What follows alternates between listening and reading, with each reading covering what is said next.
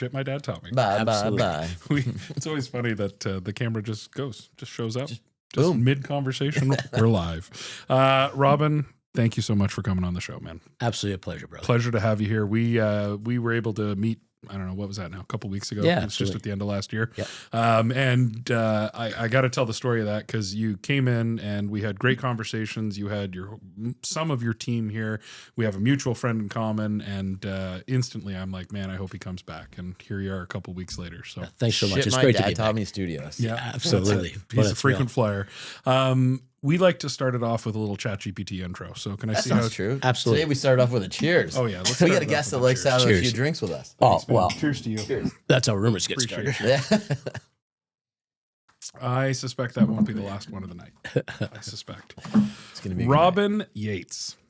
Our guest today is someone who has quietly helped shape some of the most respected outerwear brands in Canada and globally. Robin Yates is a seasoned brand builder, operator, and leader whose career sits at the intersection of performance apparel, global brand strategy, and disciplined execution. His resume includes being appointed CEO of Woods, one of Canada's oldest outdoor brands, where he has been tasked with helping guide the brand through a modern era, focusing on relevance, authenticity, and disciplined repositioning in a crowded global market. He's also served as senior executive at Canada Goose, playing a key role during a critical growth phase as the brand scaled from a respected Canadian label into a global icon. After that chapter, Robin went on to found Nobis, a premium outerwear known for being technically innovative, clean design, and uncompromising quality, earning credibility not through hype, but through performance. Across these roles, Robin has built trusted relationships with elite athletes, industry leaders, and high-profile individuals, not by chasing celebrity, but by earning credibility through product integrity and long-term thinking. His reputation is that of a quiet operator, someone who builds trust, and when the stakes are high and the margin for error is low, he delivers. But here on Shit My Dad Taught Me, we're interested in more than all those logos and titles. We want to talk about leadership under pressure, building things that last, lessons he's learned along the way, and how fatherhood and legacy shaped the way you show up. Robin Yates, welcome to the show. Thanks, guys. That's I quite wish the I story, knew that man. Good guy. for you. Yeah, that sounds like a lot of bullshit. It was fluffy. Plus, you work a lot. I do that. Absolutely. But it's something I do with passion, and it's a privilege to be a part of things that fulfill you every day. And I recently, strategized to be more transactional in managing a number of companies in different spaces. Some are upstarts, some are new brands, some are just companies that lost their way and they have financial challenges. And I just get excited every day to go out there and deal with each of them. And some people say it's a lot. For me, it's the changes in the pattern that keep you stimulated. It's not the same thing. There's no such thing as redundancy or mundane. It is just a journey that I don't know why they picked me in. And I feel like the luckiest guy on earth. An amazing family, 2 great sons, an amazing wife, and I feel like I'm just getting started. It takes a lot of time, but it doesn't feel like hard work, right? Like when you enjoy it and you're busy as hell and your calendar's jammed and you're dealing with so many different problems for so many different businesses, those challenges are fun though, right? They're rewarding. Yeah, absolutely.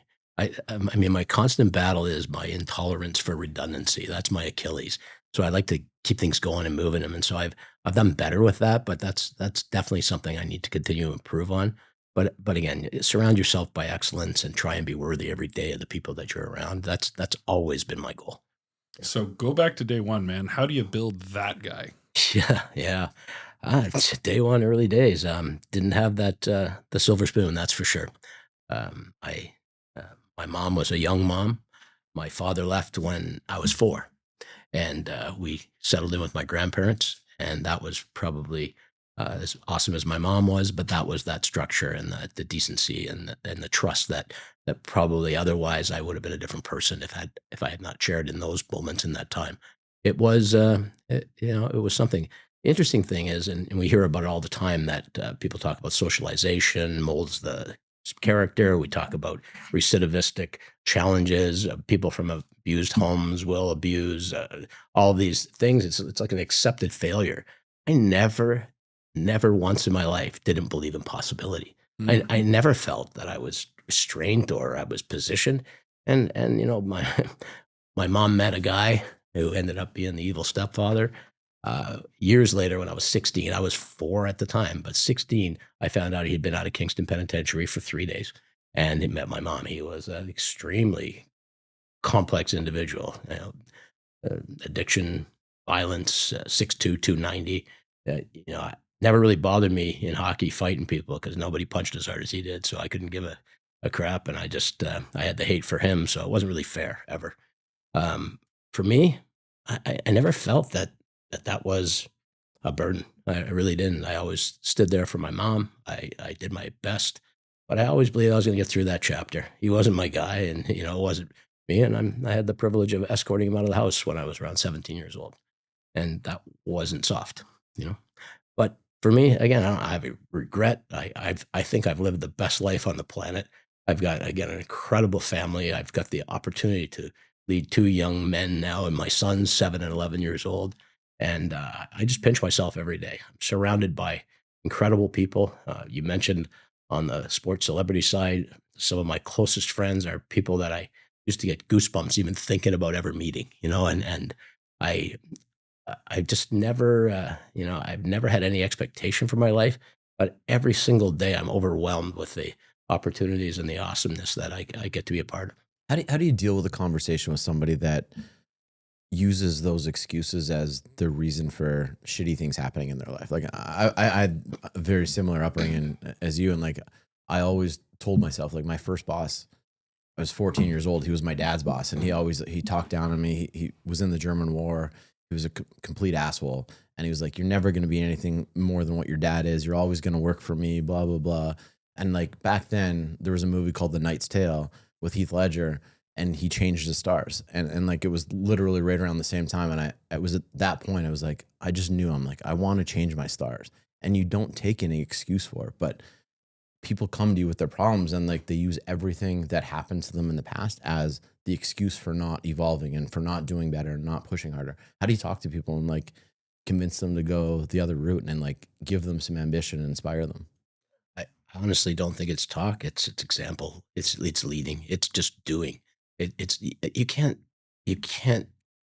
impart knowledge on ignorance.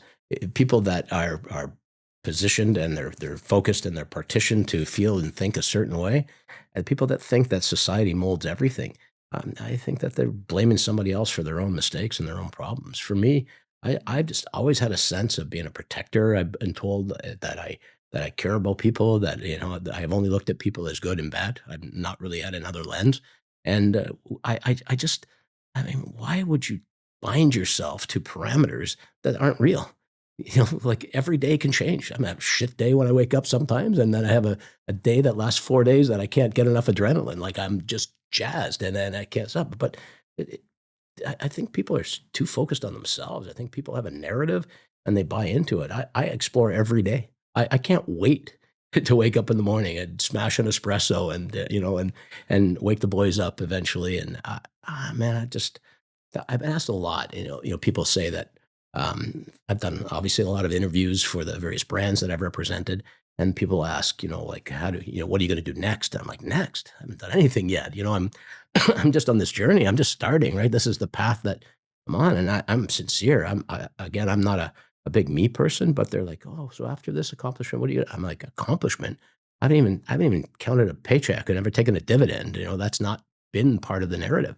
For me, it was just participating and being a part of a great group of people. And then when they hear the story about my unceremonious disembarture from Canada Goose in '06, and then they say, oh, it doesn't kill you, it makes you stronger. I'm like, what doesn't kill you? It simply doesn't kill you. Get up, stay the fuck down. That's your call. Yeah. That's all it is, man. It's that simple. You make the choice. Yeah, Shitty things happen to you. You absolutely. decide whether you get up Yeah. and you push through. Yeah, I don't live in a framework. I live, being happy and being blessed with family and friends, and like I never even imagined people in my life that are in my life now. Like I'm living in a dream. Absolutely. Who was your rock, and who was the person like back then that like pushed you and like inspired you to like want to get through this and like make something of yourself and change your family's life? Yeah, maybe internal dialogue. I mean, my grandparents My granny was my best friend. She was my best man at my wedding, and she I was love in. that. Oh man, that's so cool. She hung in till 97, and up until the last couple of years, it was awesome. She, she, walked up the aisle, and I looked at her, and she was 4'11". She had extremely big busts. She cursed her busts that she should have these things cut off years ago because it crippled her spine. She was in her walker. She was cantankerous if you got in her way, and she was the most loving, kind, pets were everything. Dogs were perfect. You couldn't do anything wrong. And Granny was just the sweetest person that loved everybody. Shout out Granny up there. Oh Yeah. man, yeah, absolutely. Yeah. And my Gramps was my fishing partner. He was my best friend for a long time, and I miss him a lot. I share a story with some people, and it's near and dear to the heart. And I spent a lot of years trying to get him to catch a big fish because he never seemed to catch anything. And he had half his tackle painted fluorescent orange because that worked in the Credit River for salmon, right? And I'd be buying him new rods and reels and putting lures on, taking him fishing these spots. And he'd be sitting there. I'm like, Gramps, just cast there. And we were driving back through Algonquin Park one time, back to, we were staying with the guys that were on the moose hunt. And we were fishing for muskie over in Bancroft. And a song came on. I really didn't know my Gramps was a music guy. And he said, "This is our song." And I said, what do you mean, Gramps? He said, "This song." And I listened to it it was, "There ain't no good guy, there ain't no bad guy. It's just you and I, and we just disagree." And I was in tears. I'm like, "What?" He's like, "I don't know why, but that's," and then I realized I was missing the whole point. I spent the next 10 years taking pictures of him, made sure he had a 6-pack of beer and a jug of whiskey in the boat at all times. Couldn't give a shit what he put in the water, do whatever. He was the happiest guy. I cooked for him and cleaned for him, took pictures of him. And we were best friends. The And big fish didn't matter anymore. no, man, it was about being who you were with when you shared those opportunities and those expectations. I was absolutely blessed to have had the opportunity to get to know my Gramps. And he worked 7 days a week. His kids didn't know him. And I remember my uncle saying that I wish I had with my dad what you had with my dad. And I said, I got to count that as a blessing. That's amazing. Yeah. Yeah, that male leadership position that it's such an important thing to mimic. And I was blessed to have a great grandfather too. Like on my mom's side, he was everything. Like, he showed up to all the things. He actually, the thing I remember, like, you have fishing, we had swimming. Yeah. He just always thought that, like, swimming was athleticism. You're built like a swimmer too. I pictured you as a high diver swimmer, I swam. Crazy. I Huh? swam. So he always used to do that, but he'd always like his thing was, if we're going to do it, let's be good at it. So he'd put the time in, he'd drive me to practice. We'd always try and get, level up. And we did that for years and years and years. And then he got a condo recently and it had a pool in it. So that was the greatest because now we can go swim, up here. That's 12 months out of the year. We can go swimming now. Right. So yeah, I'll always remember that. And the moment I had with him, that's like your fishing story, is he always ate a green apple. Mm-hmm. He'd have one in his lunchbox, and then even when he stopped working, he would always have one green apple a day, and he had the same knife, and he always used to cut it and eat it off that. So now that's my lure story, or my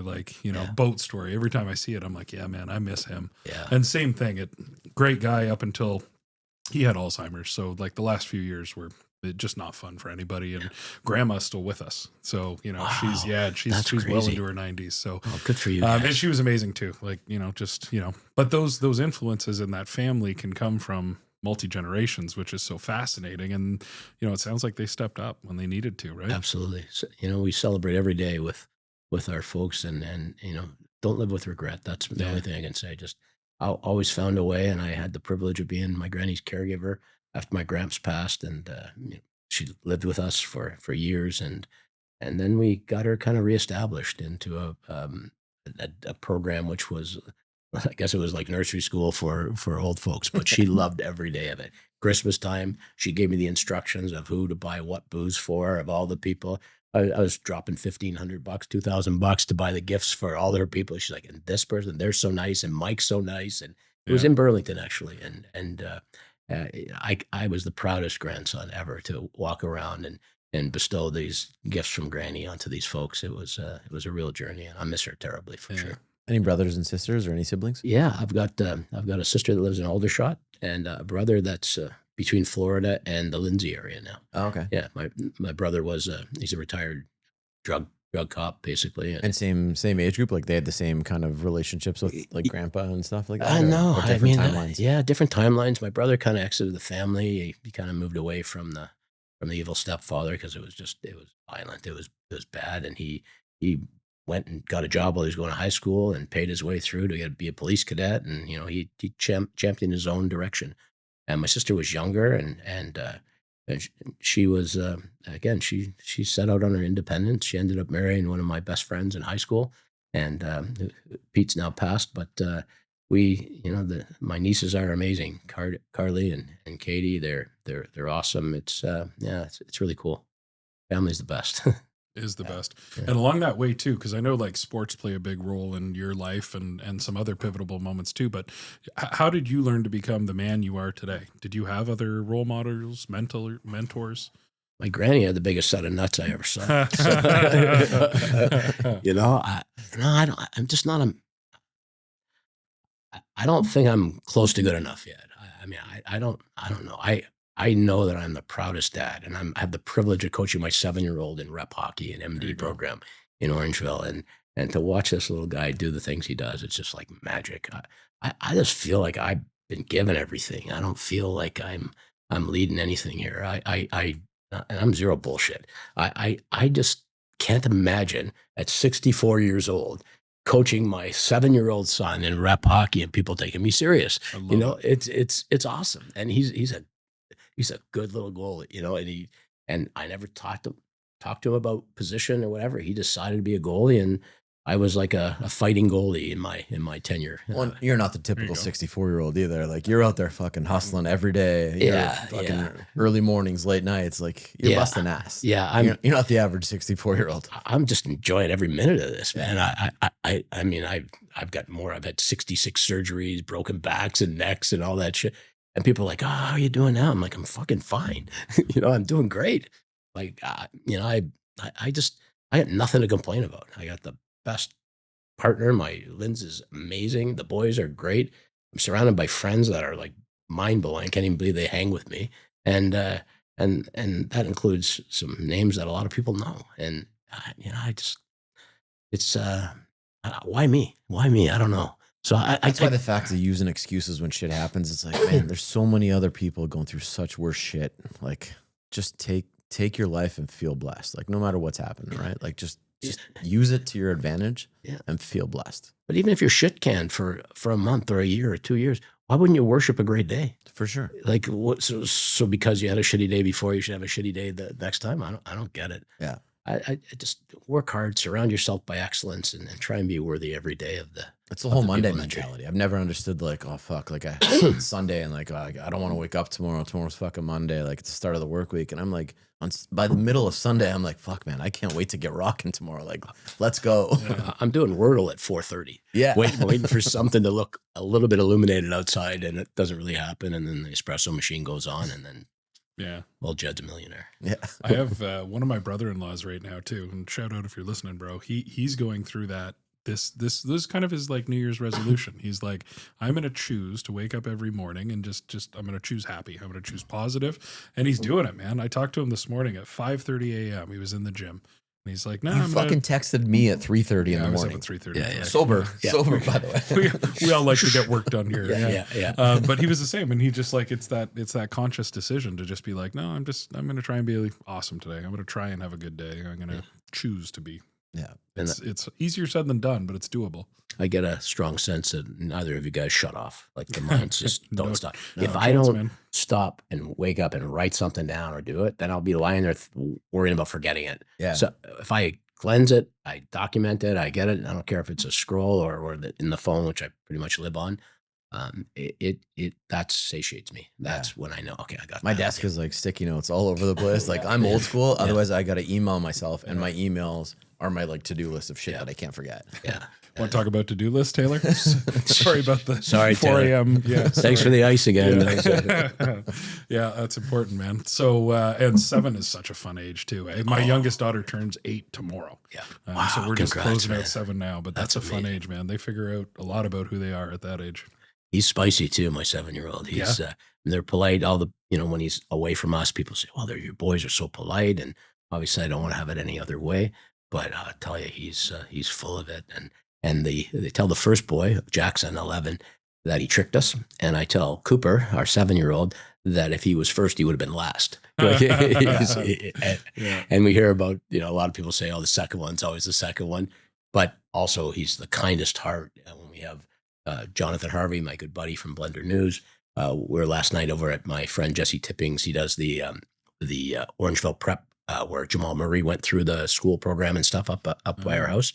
And little Jackson, who's a year and a bit, that I'm blessed to be the godfather of, is in the hallway. And Cooper, who's usually a little bit boisterous, he's like, "Hey, baby Jackson, how are you?" And yeah, it's a kind of a funny story. They're Jonathan and Megan's dog's name's Cooper. Our 7-year-old's Cooper. They always were going to name their boy Jackson, our son Jackson. And I think the girls have something figured out for what they're going to name. And Megan, newsflash, she's pregnant again. So we're looking forward to a new addition to the Harvey family. It's funny, the stuff that comes out of like 6 and 7-year-olds' mouth. I have 3 boys, 15, 12, and 6. Wow. And my 6-year-old is for sure the one that pokes the bear all the time. Yeah, He knows how to poke my 12-year-old's buttons, and really get them fired up. My 15-year-old is the most polite, kindest. Nothing really aggravates him. But the funniest shit comes out of my 6-year-old's mouth. Where we were watching Pittsburgh, the NFL, we were watching Pittsburgh against Baltimore, the last game of the season. And he's always been a huge Dolphins fan, but 2 weeks left in the season, he suddenly converted to being a Ravens fan. And the Ravens had to win to make it to the playoffs.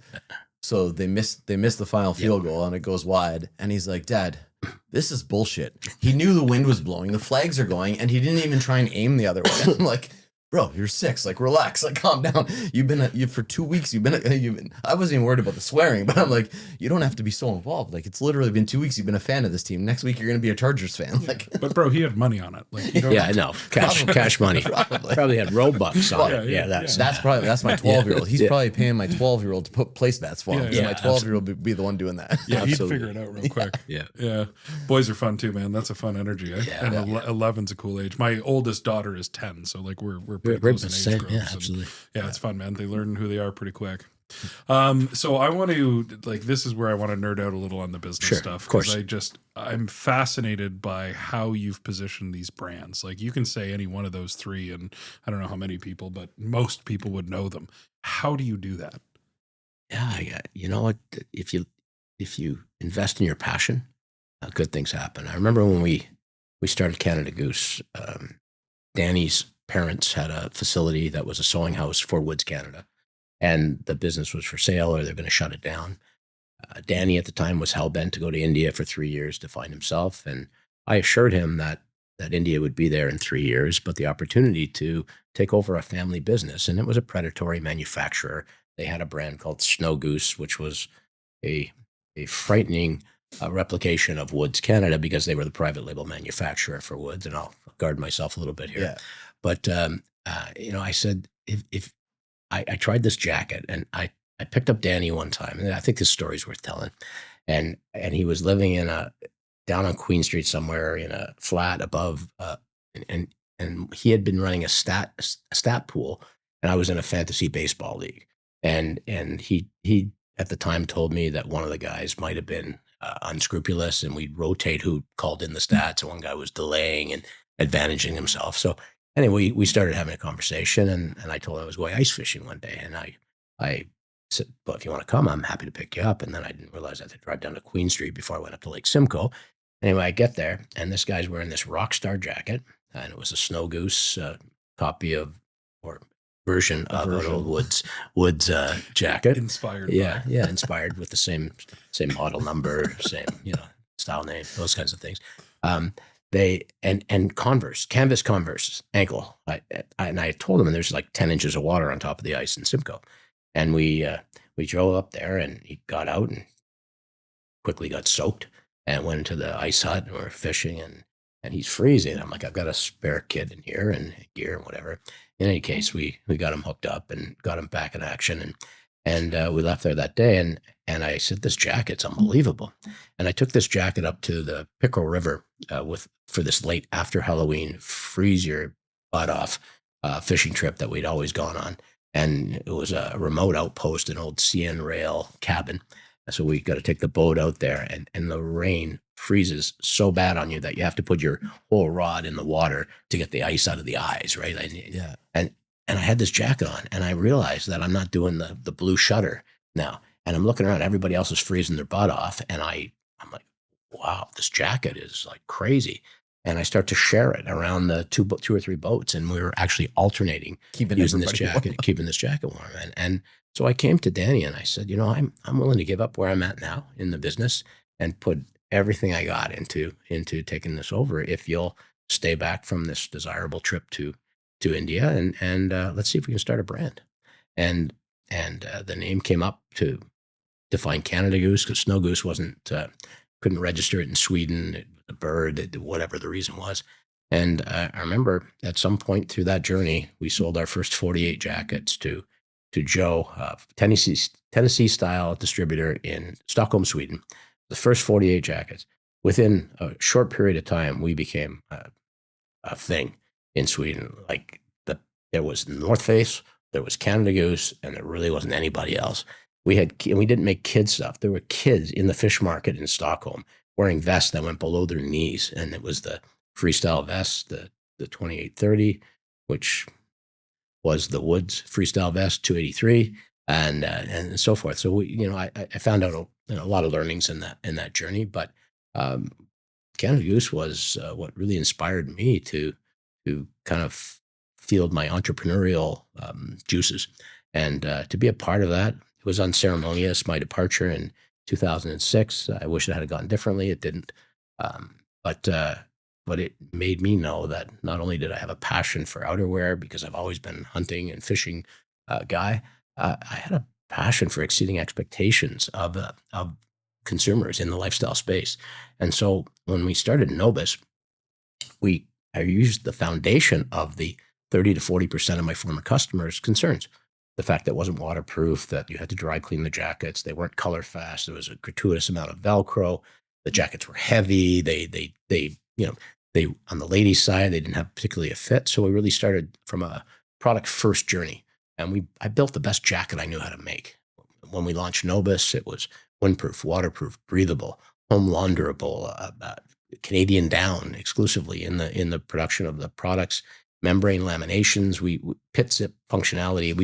I just layered it in, but I made a jacket that was too goddamn expensive, and you can't make it the best and still make it commercial. So we had to suck it up, and my partner Kevin O'Young created a scalable model where we could survive the early days of the lower margins as long as we got to scale, where we start to save money on your COGS, cost of goods sold.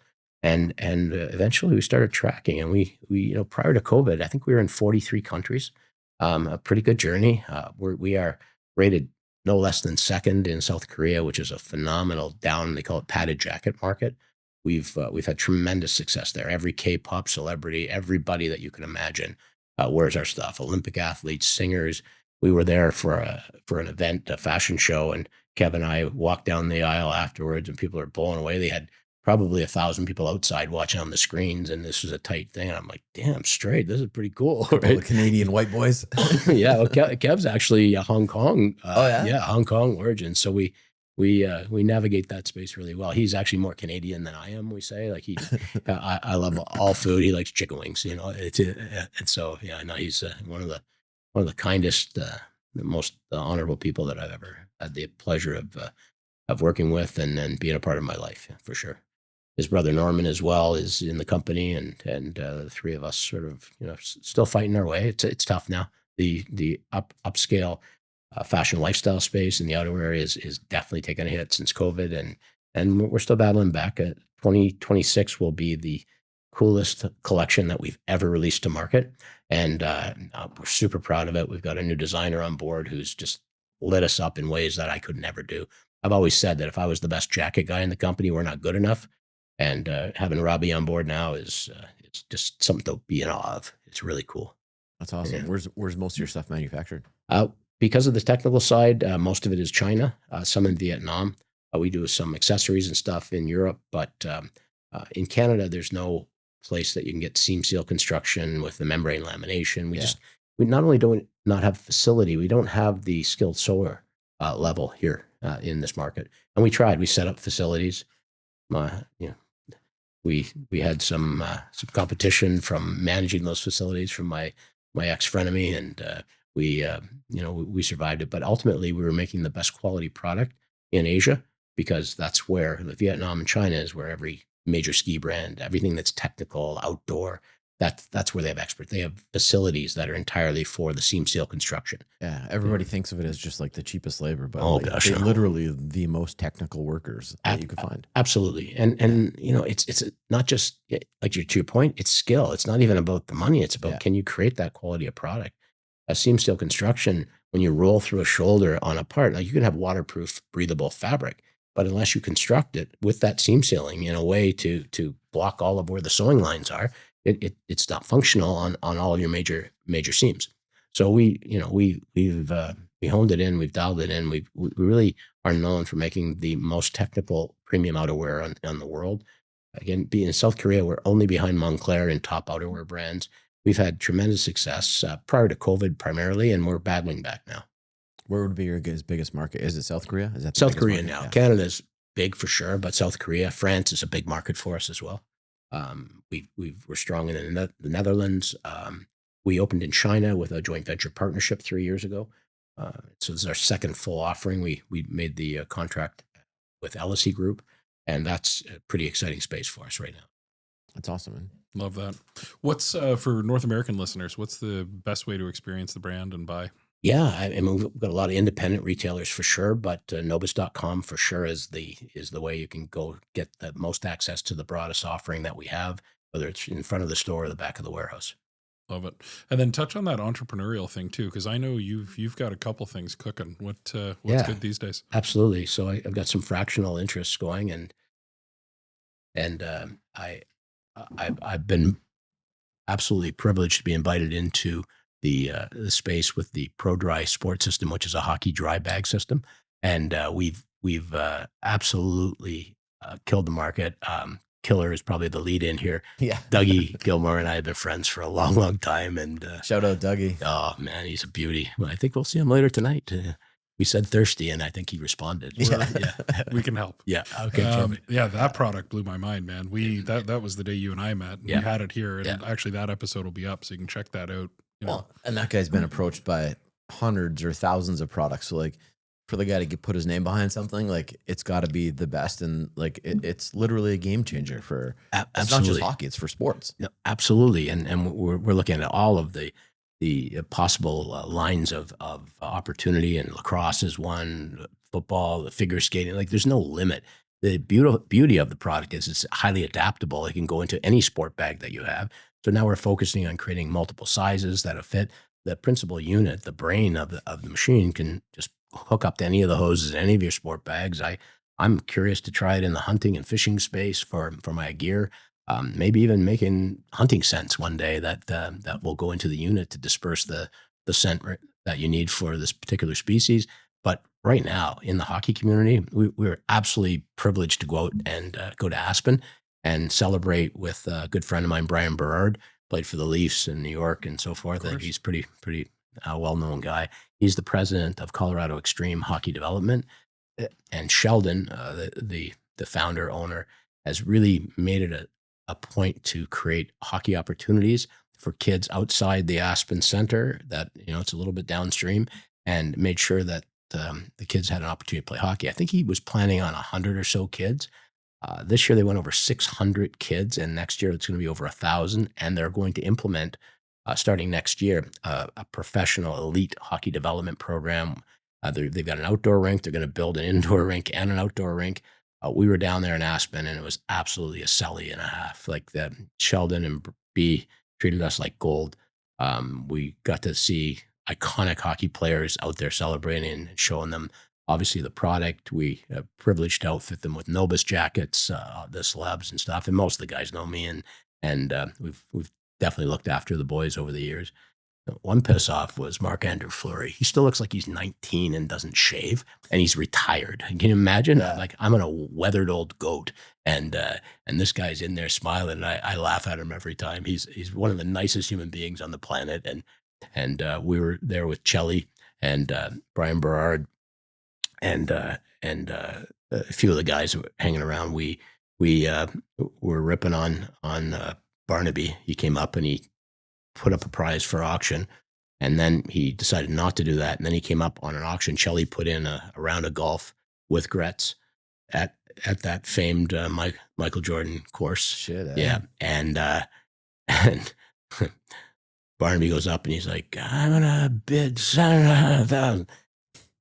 So the auctioneer said, "Okay, we got 70,000, and we have a 75,000. This and that." And all of a sudden, the guy's like, "Yes, wait." Yeah. I thought we were at $7,500, and so we restarted that auction, but it still went for like $30,000. And Chelly, being the guy he is, he said, "And now we'll do two. So if the next guy wants one." So I had to leave early. My son's hockey Christmas party with Dougie as the feature on the Sunday. I had to leave on the Saturday, but as of the Saturday, I think they'd raised over $1.3 million for the foundation, for the hockey program. Just a tremendous amount. Kit's Eyewear owner was there. There's tons of really generous folks that really bought into supporting it, and it was a privilege to be a part of it. Yeah, it's so cool being around groups that want to give back like that. Oh, man. It makes a big difference. Dude, That's I awesome. had I was alligator hands in my pocket. These guys, I'm like, "Oh, that's a nice set of earrings for my wife." Oh, 4 times their value. I wish I could do it, but like that, it was crazy. Yeah. Duncan Keith was there. Dunks is a great guy, a good friend. We did a collab with him a few years ago with Nobis, and jackets and headwear, and he was pretty generous. He stepped up large as well. Fleury is one of my favorites. I'm a huge Penguins fan. Oh yeah. So seeing him come back to Pittsburgh and just have to, like, most guys want to retire, they just sign a 1-day contract and they retire. But like, he legitimately wanted to win his last game, so he came back, signed a contract, played the game, and he won and retired at the end of the game. Yeah, it was legit. awesome. I watched him play in the indoor game before they went to the outdoor. This guy's on fire.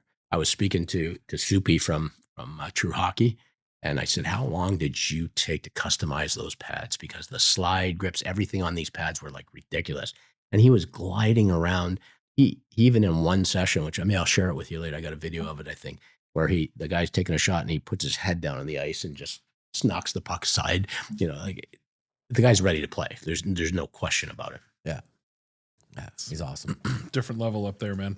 What's so if we had a young guy on listening to the show right now, entrepreneurial aspirations, real go-getter, what's the tips? How do you do it? Well, you hear it a lot. Be genuinely humble. Do something you absolutely love, because every day you're excited to wake up. If it's something you have to do or something you're obligated to do, I don't think you get that extra 20% you need for true success. And when you have to lift yourself up as opposed to something inside you pushing you out the door, those are very, very different strategies and very different paths. And it doesn't mean that, you want to make the best pizza in the world, so you're going to lose all your money making pizza, but find that thing that speaks to your skill set, that motivates you, that you're excited about doing, and be humble. Own that moment. The hospitality industry, I want to have another restaurant. I've been in a few bars and businesses and so forth. I want to have an upscale restaurant. I really do. I love making people happy. I love pleasing them. And not for the money, because we all know there's no money in restaurants. Money. Absolutely. Especially high-end restaurants. I just for the smile, man. Yeah. Like I'm a big, meat guy. I've got too many barbecues. I've got the Traegers and the green eggs and the Webbers and whatever.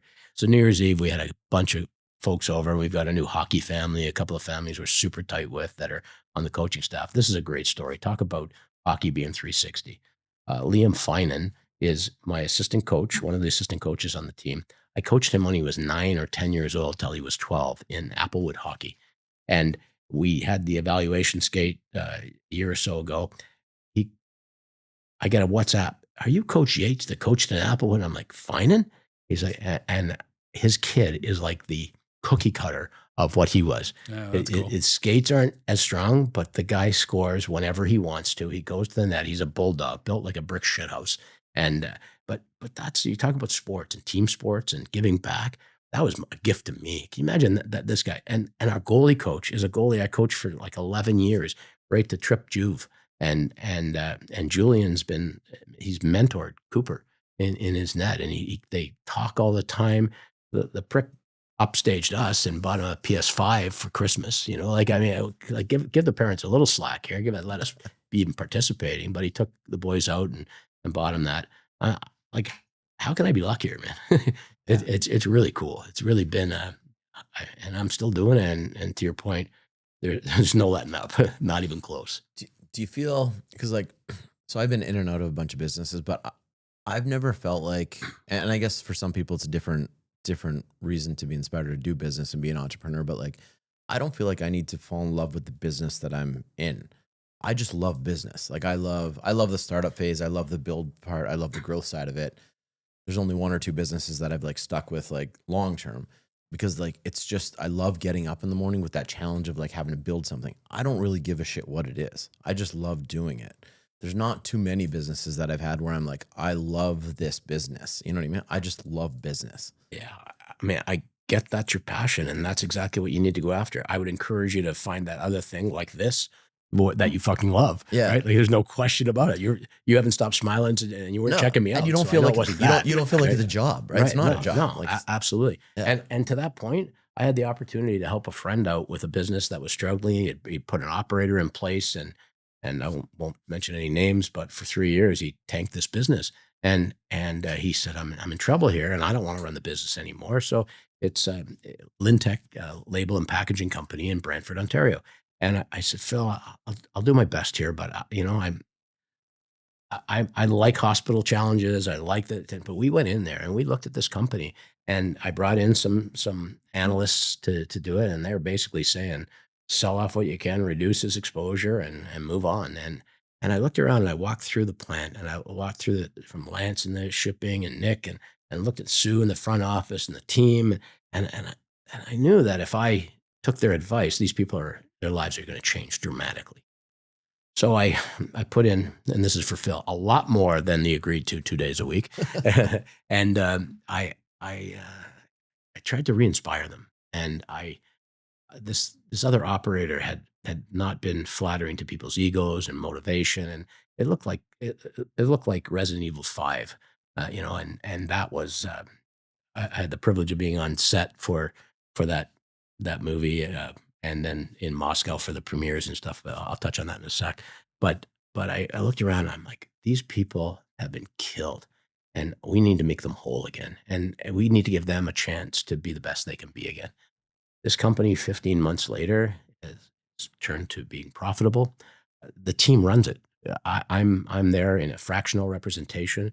The excellence that we've seen, the commitment, the passion that these folks have, make this company special, and it's happening, and we're winning. And to be a part of that, from the business narrative thing, that acumen, God, how can you not be passionate about that? People's lives. Yeah, right. Like, I give two shits about every business we get into about my life. It's everybody else that you're building a team with, and they're changing you too, man. Because there's givers and takers. I don't judge them any differently, because if there were no takers, givers wouldn't be able to get all roused up by the fact that they love to give and love to make people happy, right? So takers get the lower peg, generally speaking, but without that, so I don't unwrap gifts easy. I'm not that guy, but I've learned to be thankful and appreciative and acknowledge, and when someone gives you something, to be wholeheartedly appreciative, and that's been probably one of my challenges.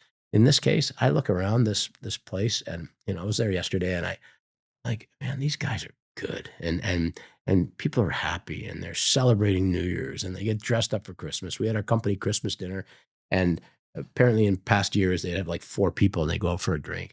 We had like 37 people. We had almost everybody in the place out because they give a shit, and that's really what defines everything. To be purposeful, do things that are meaningful and good. How can you not be inspired? Yeah.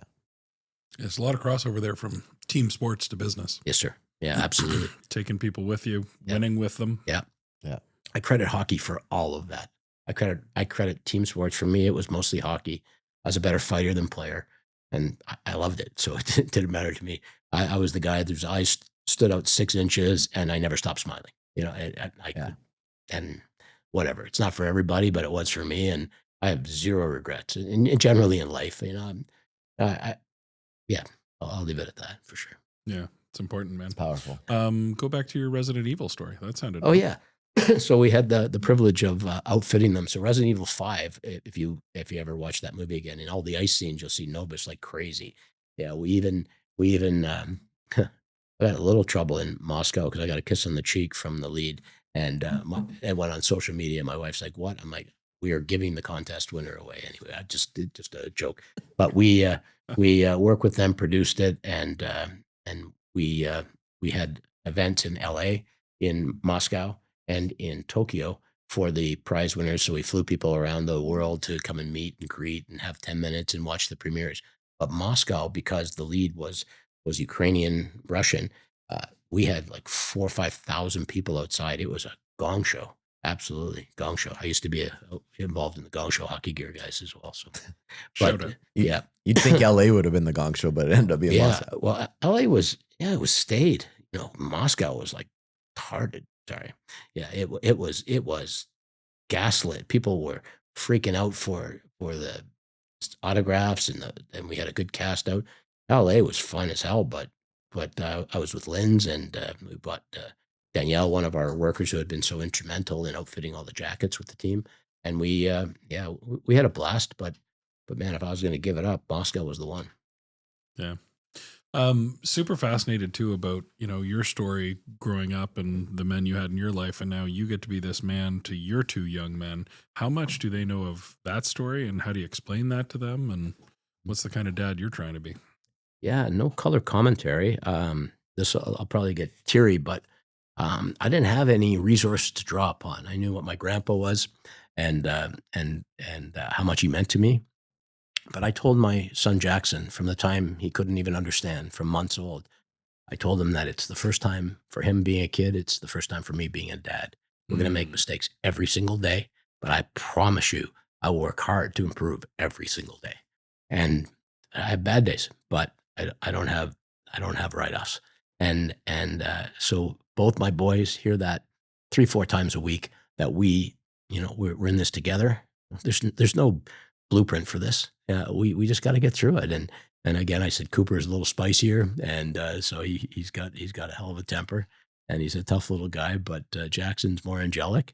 Either way, we learn from each other, and when they put it out there, I say that. Let me think about that. Let's see how I can do and how we can improve together. And so for me, it's just, I don't know if you call it humble or desperate. I don't have a book for this. I didn't have leadership in my life that would have allowed me to, but my boys are polite, they're respectful, they're kind, they're generous. They're really good kids. They're far better than I've ever been. That's for sure. Yeah. And if I can achieve that, that's a win. Yeah. Huge one. Yeah. And I think too that piece you said in there about telling them you've never done this before and having that level of conversation and humility and all of that. I mean, that plays well. I've done that with my girls. Like, I've never done this before. I've never been a dad to an 11-year-old girl. It's never happened before. It's going to be all new when it happens. Well, not that you know of anyway. Not that I know of. An active participant. Yeah. And then even like when you're onto your second kid too, and like my Ella is more spicy too. So like totally plays into that second child dynamic. But like, I'll say that to her. Like, I've never had 2 kids before.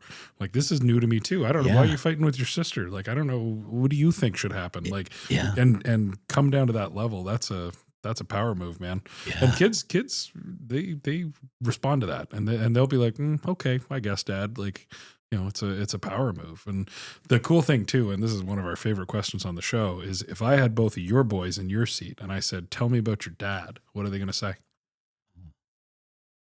They call me El Gordo. Okay. And they've changed that to, because I'm strong, as opposed to being, the Spanish version of that. And I think they know. Do you walk around your house in tights or something? Or? Not overly tight tights, but they respect me. I always pride myself and strive to be fair. And I tell them, like, I don't know if this is what you think was fair or not, but here's where I'm coming from. So I always take a thing, and there's no days that go by that they aren't loved. We still put our boys to bed at night, and I hope it's when they're 20. I could care less. We'll talk about different things then, but I just, they know how much they're loved. That's for sure. So I would think they would comment on that. They know that we're a respectful family, that they could come to me anytime for anything. Don't lie. Just tell me the truth. We'll get through it. I hope that they, they see me in the light that I I see them in, because I believe in them so much, and I would hate to think that I have done anything that would change or disrupt that from their perspective. Isn't bedtime like it's such a dad time of night. Like I love, and like all three of mine are in totally different ages, but I absolutely love putting all three of my kids to bed. Like my little guy, my 6-year-old, like every time we lay down with him, he's like, "Daddy, give me a back scratch." So like he just wants like a 10-second back scratch. You know what I mean? My 12-year-old, he just wants you to like tuck him in, like gets himself all set up, lays down, and he just wants you to like lift the cover and like tuck it into his shoulders a little bit and like give him a little kiss on the head. Yeah. And then my 15-year-old, he just wants you to like come up to him, give him a hug, and like say goodnight, God bless you, and you know, I love you. Yeah. Like it's one of the most powerful parts of every part of my day. And like no matter how shitty your day is and the shit that's gone on, and you know, some shit maybe went totally sideways, like that's the part that brings me back to like I go sit in my room and I'm just like, fuck man, so lucky. So lucky. Like I said that I play Wordle at 4:30. That's after I peek in on the room and creep on the bed like, oh God, look at those kids, man. Like I'm absolutely overjoyed. And listen, without Lynn's, none of this would happen. She's my rock, and I mean, I'm just a very fortunate, very lucky person. But the boys are good, and they challenge you too, and I think the biggest beast for us in parenting is this gaming stuff now, and the way that these guys predatorily go after kids and advertising and the road bucks, and we try to keep them humble. They do chores; they have to earn those things. I don't know if we're doing it right or not, but the boys are respectful, and the one beacon that I can have that gives me some confidence that we're doing things right is the way other people talk about our kids when we're out of the picture, in school and so forth. Yeah. Like Jackson's teacher, and I'm getting in trouble, but we reached out. Do you need to meet with us this year? He's like, for what? Jackson's a good boy, like you. And I said, you can always reach out. He goes, I got your number. We're good. And Cooper's a little spicier, and he had a little bit of a bullying problem, and he's a tough kid, but he was respectful enough to go to the teacher. And then one night we're at a friend's house for dinner, and he said, Dad, this guy, he hit me again. And I'm like, what do you mean? He goes, we're in the gym, and he smashed my head into the concrete blocks. I'm like, oh, what a good idea. So I said to him, and I blurted it out. I said, you've told the teacher 3 or 4 times. The next time this kid hits you, you punch him back. Yeah. And don't let up. Well, it happened. And the problem was solved. It wasn't popular with anybody for sure, but we had to navigate that course. And Cooper, this guy hit him again, and quite frankly, he hasn't done it since. Yeah. And so I respect anybody's values and how they approach things, and my life isn't somebody else's. But 3, 4 times saying no, and the teachers don't have any power to do anything. What are they going to do? Say bad boy? You have more autonomy over a puppy than you do over your children these days. It's a concern for me, and we're people that believe in family rights and family values and lawfulness and being kind and being good community people, and we support it. We support everybody we can, and everyone's welcome in our house, and there's never not another plate to sit down and have dinner, and we try and be the people that we aspire to be, and every day, and I think our boys notice that. I hope they do. Yeah. I'm the same way with my boys at school too. I'm like, my boys are all smaller. I'm a smaller guy, clearly. No, you're not. But I'm the same way. Like, if somebody pushes you 2 or 3 times and they don't listen when you told them to stop, I want you to hit them, because otherwise they're not going to stop, and it's only going to get worse. But I want you to do the same thing for your friends. If your friends are getting pushed around or getting bullied by somebody, you walk up to that person and you either drop them or you get rid of them. Yeah. And if you get suspended and sent home, no problem. But where I draw the line is if you walk up to somebody and you pick a fight with somebody or you start bullying kids, you come home, it's the end of you when you get home, because I don't put up with that shit. But it's not in them. They're you, right? Like, I don't have to worry about my kids just out of the blue smacking somebody. They went to the teacher 3 times before they even would react to what was happening to them. Yeah. They're not that guy, and listen, different kids have different challenges, and I'm not going to get particular, but when kids understand what's fair and just, and I think when I was 4 years old, I had a sense of what was right and wrong and the difference between them. I don't think society had to teach me that. Society can bump you hard off the rails and change your narrative a little bit. But I think when you're a little kid and you see something that's good, it's good. And if you see something that's abhorrent, you know that was freaking horrible. Yeah. We have to give ourselves more credit from the beginning. And I've grown up with kids and family members where they all came from an affluent family, but one kid was a prick, one kid was on the dark side, one kid was a Rhodes Scholar, you know, and same upbringing, same stability, same whatever, but we're wired differently. That's the beauty of the human psyche, I think, Yeah. and who we are as people. It's funny that you say like it's hard to get them to stand up for themselves. My 12-year-old is the same way. Like hard to convince him to stand up for himself at school, but now the moment he sees one of his buddies getting pushed around by one of the two bullies, he's the first guy to step in and like push the kid out of the way and make it stop. And I'm like, do that for yourself. Yeah, that's me. When That's the guy's me. doing it to you. Like do it for yourself. I'll put up with a lot of shit, but teammate, family, friend, Yeah. innocent person, zero chance. I can remember being at the jazz festival in Burlington down the water, and I can remember hearing, and it's not really a conscious reaction, but I saw a kid, you know, being bent down and the guy kicking him in the back of the head. And as I grabbed the guy who was doing it, I heard people from my group say, "Oh, somebody's kicking somebody in the head," and I've already thrown this guy several feet away from the situation and already controlled it. And it's just who you are. Again, you're wired Yeah. in a certain way, and I don't want to harm anybody, but I had to stop that. That was horrible, right? And Cooper's spicier, and I think he has to control himself a little bit, but I wouldn't want to fight him. He's got a punching bag in his room, and at 7 years old with arms as big as toothpicks, this kid is, yeah, I think he may fall in his mom's footsteps. Mm. I like that you weave in that kindness. Kindness is always that core that we stick to with my girls, because like I'm raising strong women. Like we made the decision to, you know, they go with me. There's no meeting I've ever been in, boardroom I've ever been in, the volunteerism we do, they go with me to all of it, and they get to see it all, because I don't want them to be passive. I don't want them to be intimidated. But at the core of that, though, is kindness. And I always hammer that home, because I'm like, you can listen, you can be kind in front of assholes. It works like that. You either just take a step back, you defend yourself, you whatever, but like be kind about it. Because kids get that, man. But you hope they have the core, because you're right. When they grow up and there is, you know, 3 different personalities and they're all going to go their different direction. But man, if you can give them just that core of, you know, kindness or whatever your belief system is, that's how you send them out into the world. Like how much strength does it take to be kind in adversity? That's a very powerful statement you just made, and I wholeheartedly I hope to aspire to be able to deliver those teachings and lessons. I think that the journey these boys are on has been my whole purpose in life. Yeah. I remember my brother, you know, obviously becoming a dad late in life. My brother asked me if I was friggin' crazy and what are you doing? And I said, you know, Tara, it might be one of those things where you use that superpower inside you to be a dad. And Mitch and Matthew are great kids. I love them both to death. They're 40 now. It's pretty funny. 7 and 11, Cooper, their cousins are like 40. You know, it is what it is. And living life backwards has its mathematical realities. But having these kids be who they are and lighten you up every day, it's amazing. Yeah.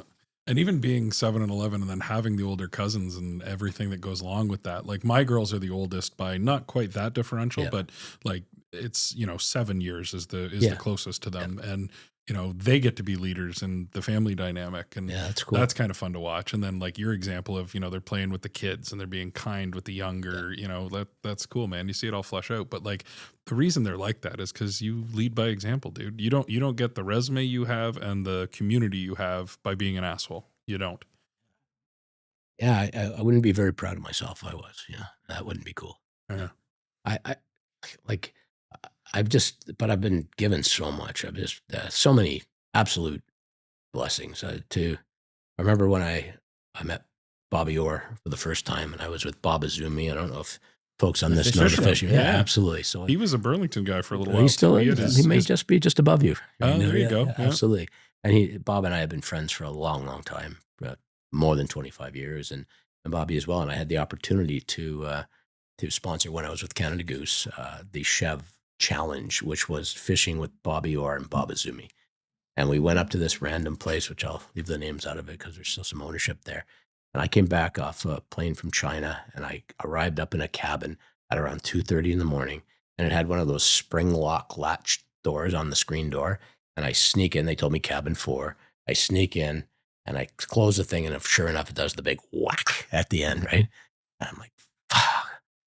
I hear, Yatesy, I hope you don't snore. I'm bunked with Bobby Orr. I'm like, are you shitting me, right?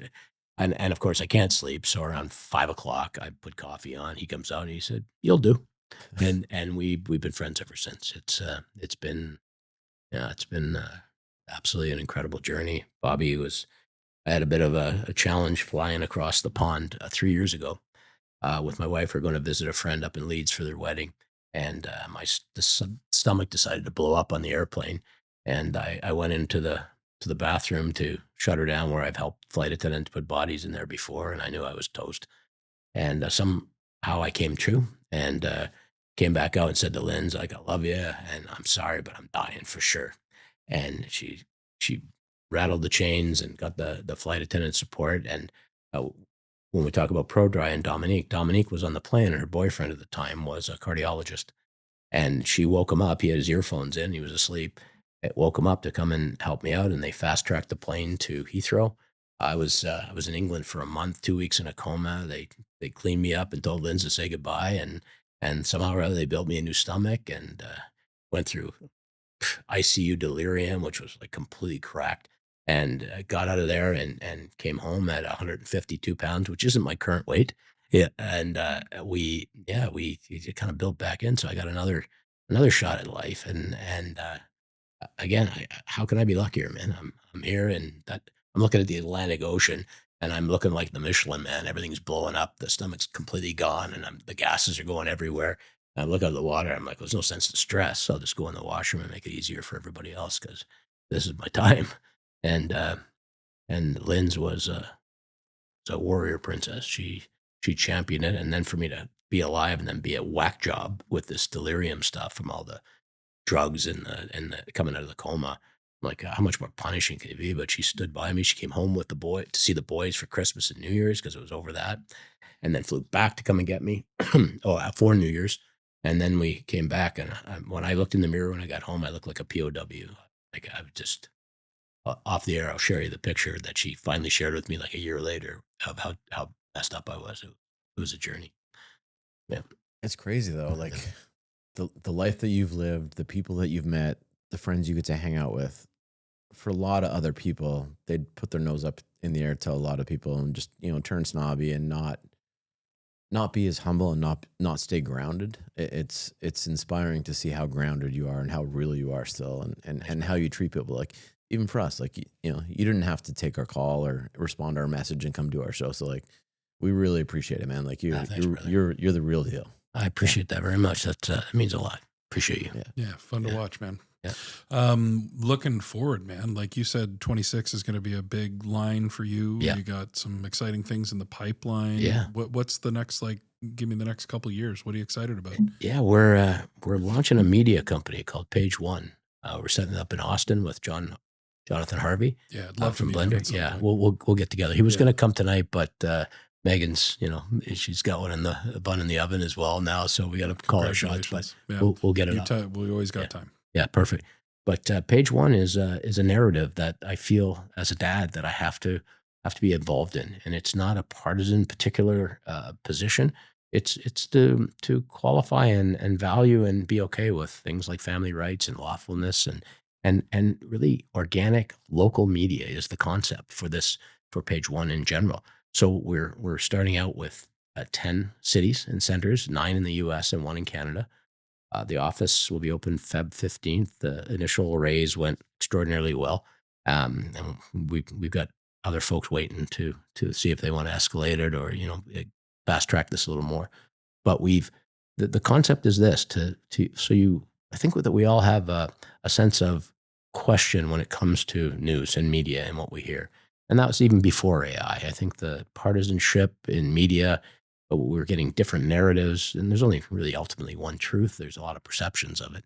And this is going to allow local folks to talk about local things and share that with their communities. And whether it's a recommendation on a bottle of wine, unfortunate situation, the weather, but most importantly, a narrative that relates to people who are are good folks who just like to treat people well and don't want anything from anybody else, but they want to be respected as well. And so that narrative to me is what I need to leave as a legacy to my kids. And I've been approached to get into politics at various levels.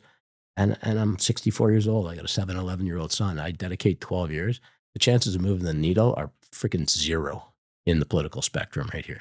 Like there's nothing going. Yeah, Nothing. 100%. It's a great observation. Yeah. Yeah.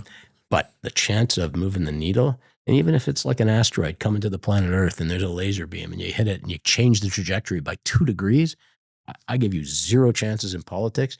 But just relating to people with real truth and real stories, I think this is an opportunity that's going to let me define my legacy and certainly pave the way for my kids to have the best possible future they can. Will this media be like on TV or internet based, or what's the media platform? It's going to be social driven, but there's going to be independent reporting, localized news. Obviously, AI is going to be a big part on scraping and qualifying it, but we'll own those assets on the local level. And I think we'll be able to upsell them into the networks in regional and national types of campaigns. The growth spectrum for the proposition, John and I rolled back probably 5 times because just the initial metrics were like extraordinary in the numbers. We went ultra conservative 4 times, peeled it back, and the numbers are still staggering for the opportunity. And because no one's doing it, there's been a huge abandonment for news folks, the journalists, media. They've all gone macro to the national level. It doesn't make sense to put a camera and an anchor person on the ground in a local community anymore. And so there's over 230,000 journalists under or unemployed in North America alone. And they're waiting. It's their art. It's their passion. Whether they made money or not, they need to do it. They need to express themselves in this way. Right. And so we've got this huge resource of professionals that are able to do this. And so it's a pretty aggressive campaign, but I'm super stoked to roll it out. Feb 15th, I think we take over the building and just outside Austin, and we'll see where it goes. But I'm pretty confident for me that this is the thing that'll move the needle that I need to move to know that I've given my kids an opportunity to be the best they can be. And I guess your guys' protection on that, like, because this is something that you're doing from like out of your heart, it's not for acquisition and stuff. Like it's not about the money at this point. It's about getting the right messaging to the right people and, talking local stories and making people feel good about life again.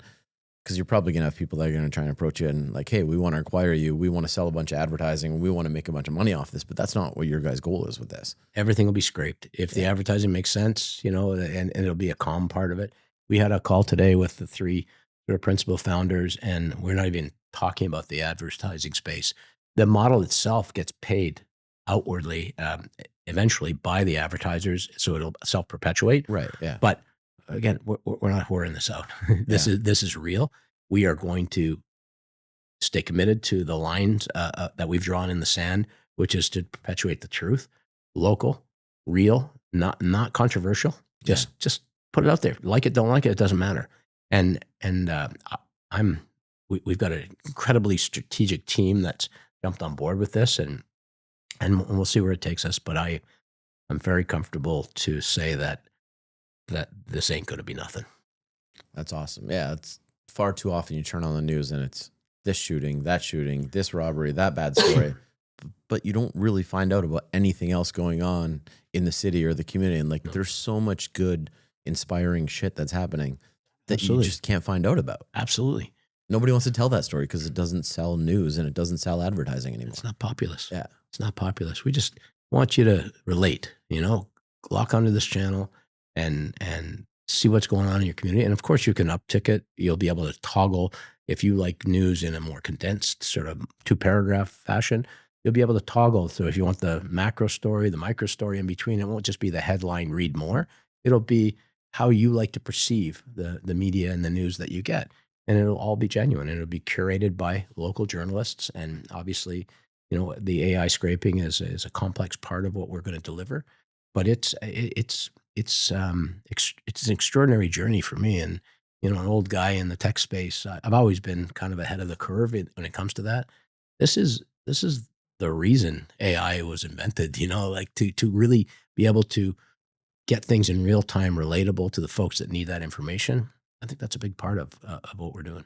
This is a passion project for you. Once again, yes, Yeah, sir. absolutely. Yeah. That's it. What should we do, buddy? You want to do a little segment? Yeah. I don't know. Did anybody tell you? Well, I know I didn't, but do you know? Yeah, you'd know because you were here when we filmed. Yeah. But we have a little segment we call Bring Us a Dad Joke. Okay. Would you have a dad joke you'd like to share with I us? may do. My kids think it's sort of funny, but I'll tell Those them are the anyway. best ones. Chris loves those ones. Yeah. Yeah. That's, This I guy's don't looking get them. Yeah, this guy's driving around looking at farm properties for sale, and he's seen everything on the MLS and the listing, and he just about to exit the area that he'd been focusing on, and he sees a for sale sign. So he drives up past the house, and as he walks to the back door, he notices there's a pig in the pen with a wooden leg. And he knocks on the door, introduces himself to the farmer, and said, I saw your for sale sign. I'm interested in the property. And the farmer said, sure, can I show you around? He said, sure. And they went out to the back ponds and the acreage and the barns and did the whole tour of the property. And on the way back, the farmer said, do you have any questions? And the guy said, well, yeah, honestly, I have one question. And the farmer said, what's that? He said, I noticed in the pen over by the house when I walked up, there's a pig with a wooden leg in it. And the farmer said, yeah. And he said, well, what's up with that? He said, that pig's a special pig, son. 3 years ago, we had a fire in the upstairs, and that pig came up and led my family to safety. Last winter, I got stuck in the swamp in the pond, and that pig swam out and dragged me back to shore. And I said, amazing. He said, yeah. And this pig has been around forever. He's just been terrific. And the guy's like, that's all well and good, but why does the pig have a wooden leg? And the farmer said, well, son, a good pig like that, you can't eat them all at once. Yep, there we go. See, checks all the boxes. Poor pig. But also delicious. Yeah, bacon. So I think that's all I had, man. Is there anything else you want to cover? Anything like the stage is all yours. If you got anything you want to, if we didn't touch on. I think the Woods Journey, just to paraphrase because of the chat GTP, I brought that book and you for brought you. us a book. Yeah. Here, And it's got, it's a book once we acquired the brand that we created and I sort of co-authored. Chris is like, fuck, there's way too many words in here. Yeah. Any pictures? There's some pictures. He's going to tell me about it. I don't have to read it. Yeah. And there's lots of pictures. Yeah. And so Woods was a really cool opportunity. And because of the consistency in the Canada Goose offering with the reflection of Woods and Metro Sportswear, the parent company of Canada Goose, was a predatory manufacturer for Woods Canada, and they started making this stuff. So Woods Canada was a really crazy journey when I started doing it. Founded in 1885, one of the first Canadian companies to have an asset in the U.S. in Ogdensburg, New York. They set up their facility for converting cotton. They outfitted the crossing of the Northwest Passage with Roald Amundsen from Norway. They outfitted them with their dog sled covers, their jackets, their parkas. They outfitted the first federally funded Canadian Arctic expedition, which was to declare sovereignty over Canada's Arctic. These guys left before the First World War started, and they came back after it was over. Oh, the World War happened. Didn't even know. And it was tragic. There was just lots of decimation, and there was only a handful of folks that came back. But yeah, can you imagine going on an Arctic journey on a trek? And I've had the pleasure of being in the Arctic a number of times. Pleasure, that might be the wrong word, but the silence of experiencing the Arctic. And these guys did that. This company was the world's biggest flag manufacturer, the world's biggest tent manufacturer. This James Woods, who was part of the Horse Guards of Parliament and ended up making his residence the old stable in Ottawa. He had an incredible journey with outfitting so many people. And I've deep dived on all of the attributes of it, but we had the opportunity to acquire the brand from the apparel perspective in Canada. And we sold to a company that's now representing the brand twice. Basically, we converted. They wanted to align their marks in Canada and the U.S. because they had acquired the hard goods side. So we shifted out of Canada and the U.S., which was difficult for us, and focused on the rest of the world. Japan was already sold out years before. So outside of that, we had the apparel operation and the .com for the globe. And we started building up the heritage story and telling the truth and building it out. And it started to really ramp up, and we're getting a lot of traction we hadn't sold a ton of stuff yet, but the brand was on fire. People were asking. Petit Uomo in Florence. I did like 11 interviews in one day with all the Italian and the British. They love that vintage, authentic kind of storytelling, and it was going really well. And then we came back off a flight from Korea, and I got an outreach from the team. I can't discuss the particulars, of course, but we were given no choice but to divest ourselves of the entire brand back to the company that now owns it.